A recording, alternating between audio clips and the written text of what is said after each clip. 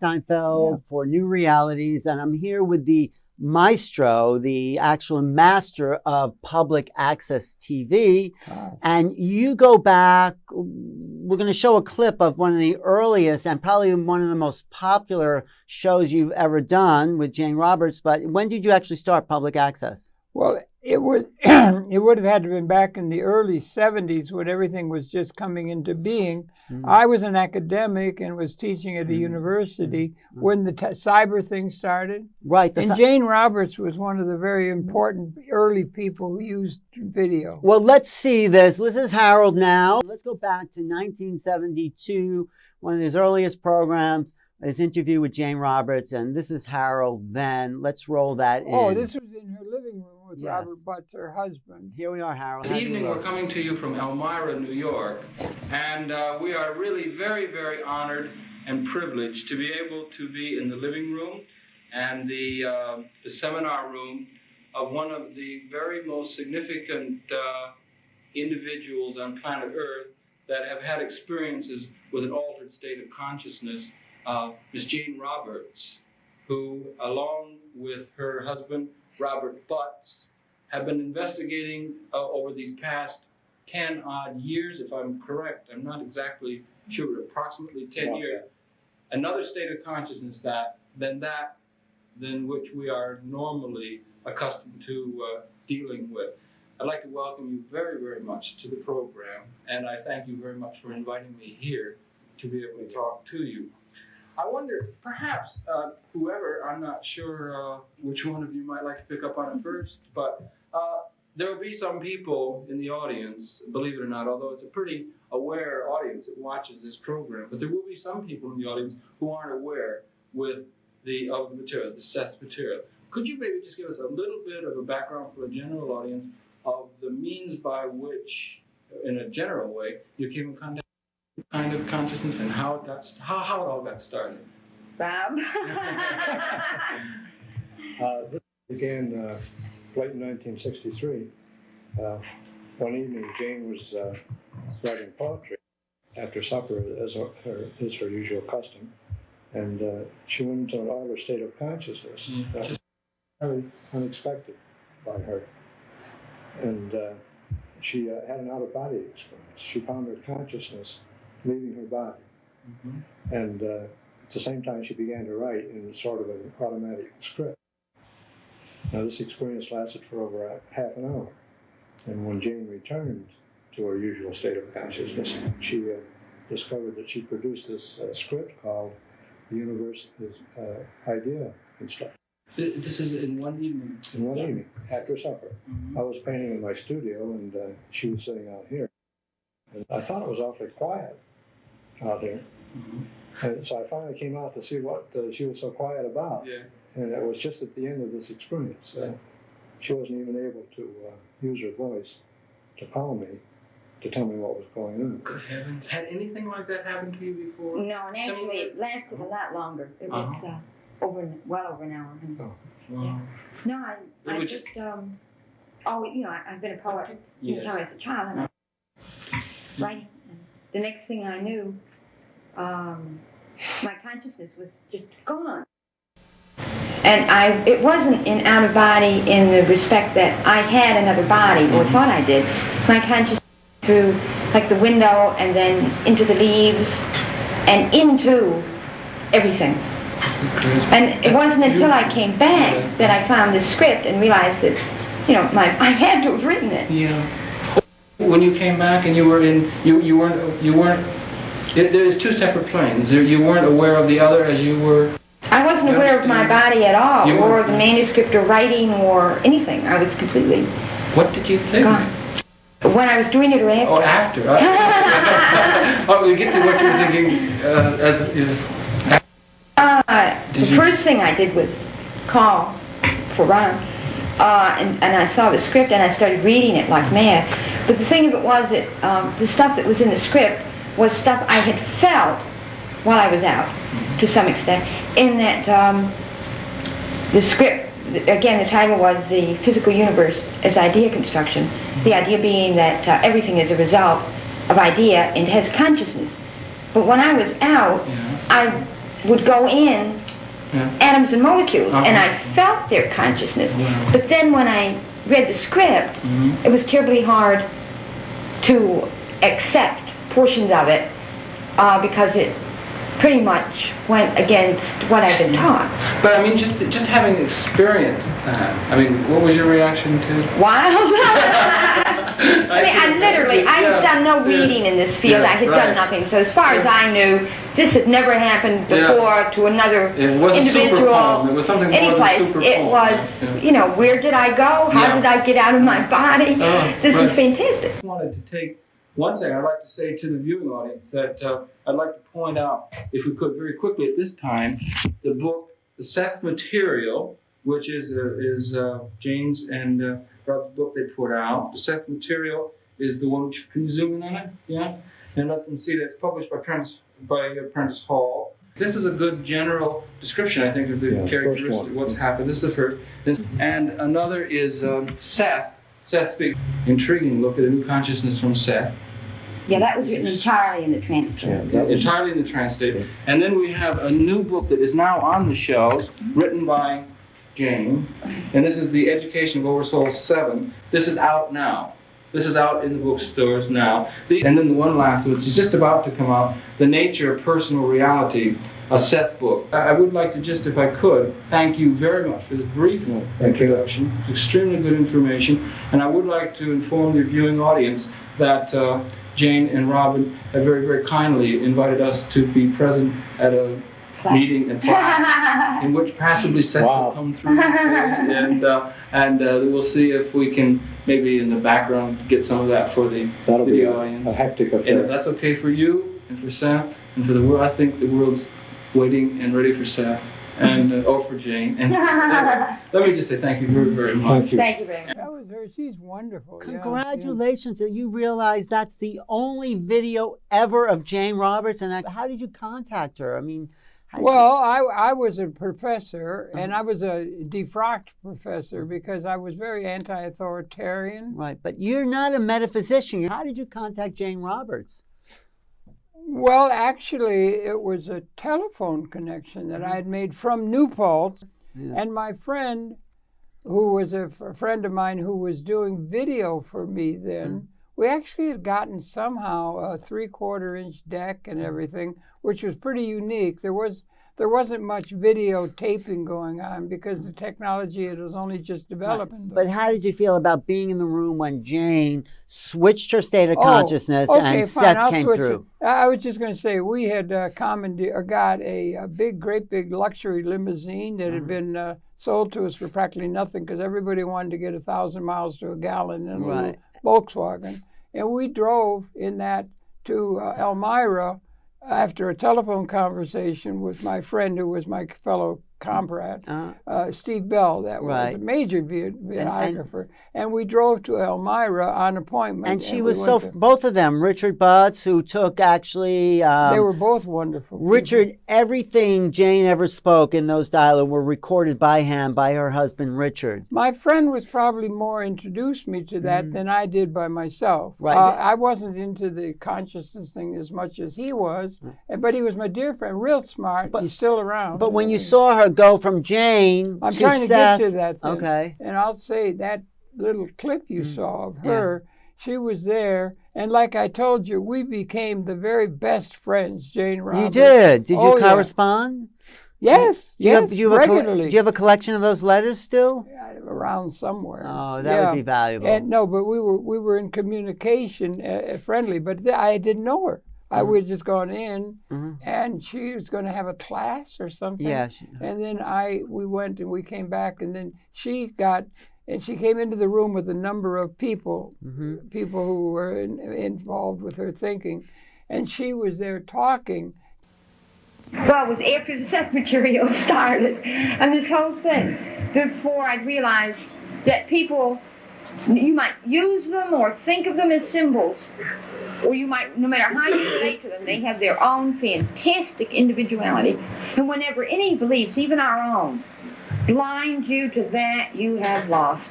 Whenever you relate to someone as simply a belief, or you get your back up and you don't see their reality, then we we want will bring you closer to people. It will not divide you. If it divides you, that is not what it is. And she was there talking just like Jane Roberts. Right. And I'm there listening to it. And it was the most it was a thing that just blew me out, because all at once this voice came out of her. It had been very feminine, very gentle. Well, like a regular person. Yeah. And everything. And this voice all of a sudden just came out of her, and apparently she told me, and she wasn't even aware of it, but it came out and she said, "Good evening," like this, right? And it just scared the daylights out. It was powerful. It was powerful beyond belief for me. You still remember that moment? Absolutely. It was just staggeringly powerful. Actually, if we continue on that, you'd see her starting to go into a transcend channel. Seth. I'll bid you good evening. How's it going? Good evening. And understand your responses to our friend here. Because you fear the beliefs that you still are afraid operate. You are afraid that after all, for all of your hard-earned knowledge,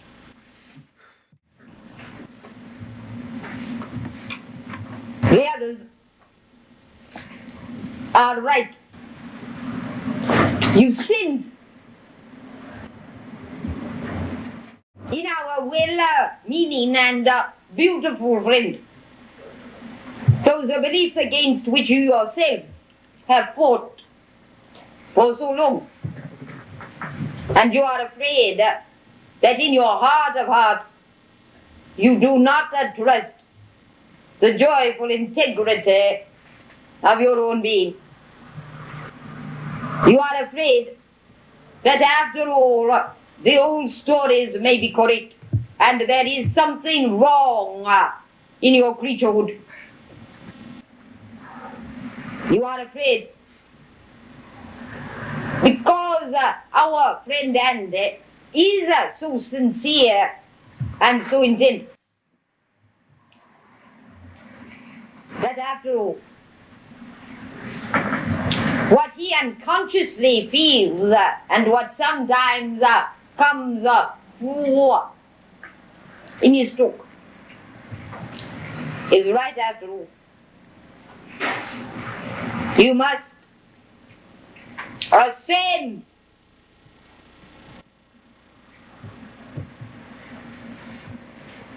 now. In those terms, what you want to be is within you now, and within your glowing creaturehood.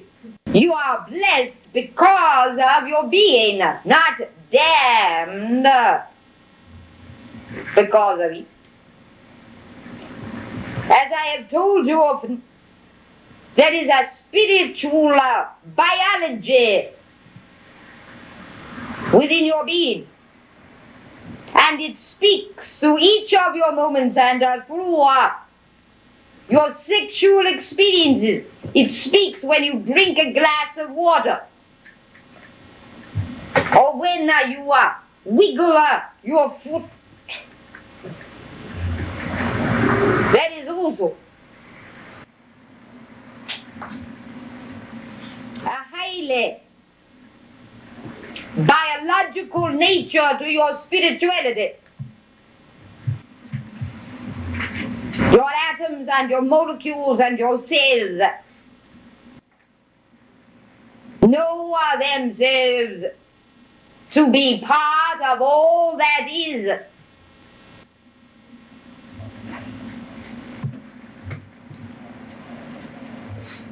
They do not question. That does not mean that there is anything wrong with questioning.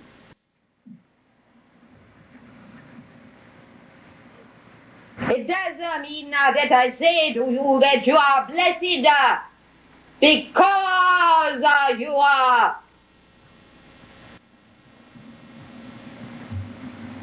There that your spirituality is known through the glories of your flesh, and that your flesh becomes more spiritual because of its existence through the seasons and its experience with the time that you know and recognize. You form your own reality. How'd you feel watching that program of yourself? Well, when that happened, I was just thunderstruck. Wow. It's sitting there in the room. Well, because she went on talking about different kinds of good evening and on, and she had a very deep, guttural voice. I know, and you did. Yeah, go ahead. No, Yeah. but I think her teachings, it's not that, yes, she transformed, but what she talked about, one of her books is called The Nature of Personal Reality. They are still very relevant to people's lives today. Yeah, I think so. You may find yourself with a random thought that does not seem to fit in with what you are doing or thinking at the time, and so you dismiss it. It seems random because it does not appear to fit in with your organized picture of reality, but it is an important mosaic that you throw away. So I also joyfully and playfully and creatively challenge each of you, even Jerky boy over here, to become more and more aware of your waking experience and of those stray thoughts that come in your terms like thieves in the night. They are not official. You do not accept them. The intellect says, oh no. Listen to those thoughts. Open your mind a mite further. In your ordinary waking life, in the middle of your ordinary pursuits, and see what miracles are there. And I say miracles.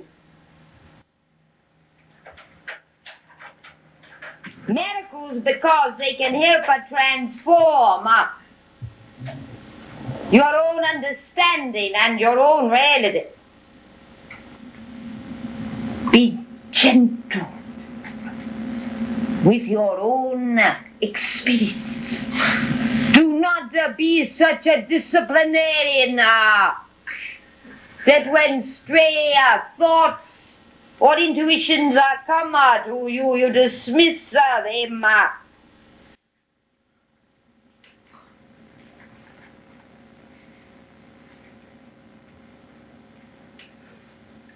The fields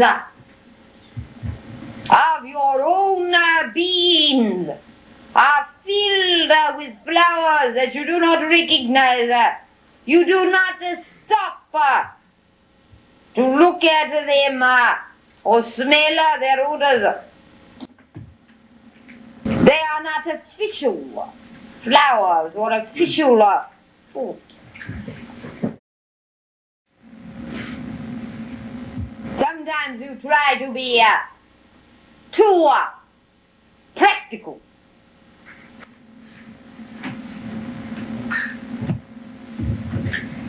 You have lovely eyes.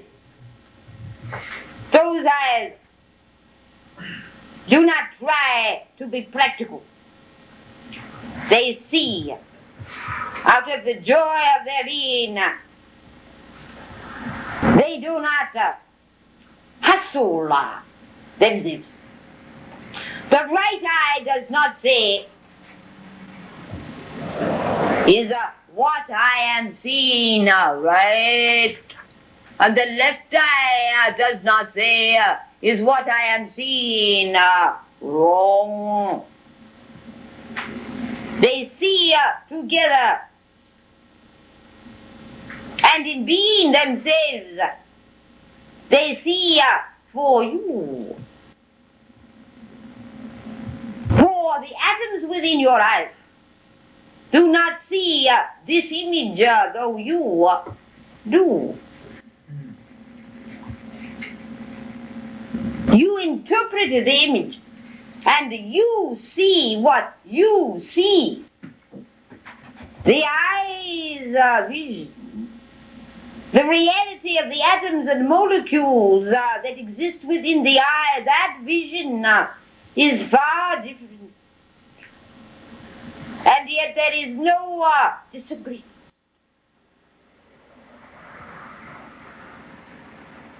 So there is no disagreement between your official reality and those unofficial realities that sometimes sneak through. Come on.